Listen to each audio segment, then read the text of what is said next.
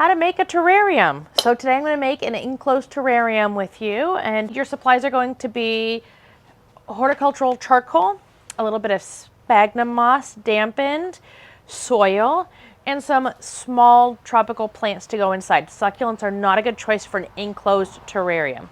Then some extra things to make it cute would be just some found objects to add. I've got rocks, some sticks and bark, a little bit of moss, some gravel to put around the top. You need to have really thin layers though, because if you make it too high, at least in this container, your plants are going to come out the top before you even get the lid on. If you have a taller container, it's not as big of a deal.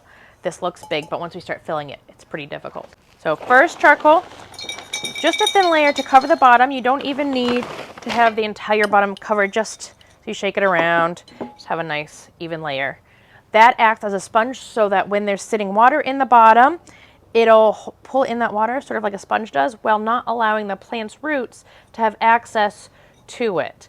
Then you want to make a thin layer of sphagnum moss that's damp over top. That helps to make a barrier between the soil and the charcoal so that the roots don't go past the charcoal and then touch that standing water in the bottom. Next, put your soil in. And if you have a container with a hole that's smaller than this, chopsticks are a great option, especially those kid ones that have a spring on top. Then you're going to take your plant, take it out of the pot, make a hole, and put it in. And you want to kind of make sure you're putting soil around it as you plant them, because if you do it after, you'll have a hard time getting your hand in there. I'm putting 3 in this container. And again, when you were looking at it before we started, 3 looked like maybe not enough, but once you really start getting the plants in there, it gets pretty full pretty fast. You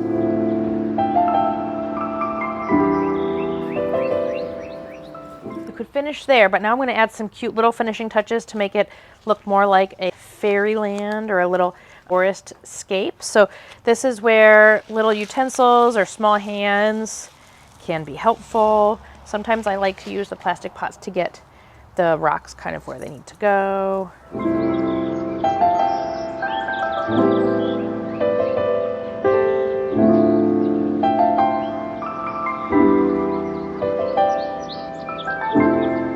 This is moss that I just pulled out of my tree line before we got started here. I know from past experiences that it will grow.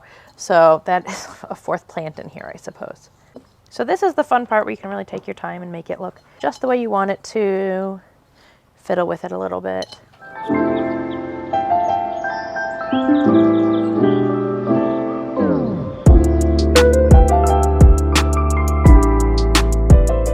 So once you have it planted, you're going to want to water it so that your water is saturated. Then you're going to put your lid on top. If you have a top that seals like this one does, you shouldn't have to water it again for several months. 6 months is not out of the question if it's got a good seal on it. Just keep an eye on it the first couple of weeks to make sure that the water seems like it's staying consistent. There's not any standing water in the bottom, and that the plants don't look like they're drying out. If you have standing water down here consistently, that means that it got a little too wet. Just take the lid off, let it dry out for a couple of days. And if you water it and in a couple of days you notice that the plants are looking thirsty, add a little bit more water. But once you get your enclosed ecosystem going, it should stay like this for quite a while. And there you go. That's how you make a cute enclosed terrarium.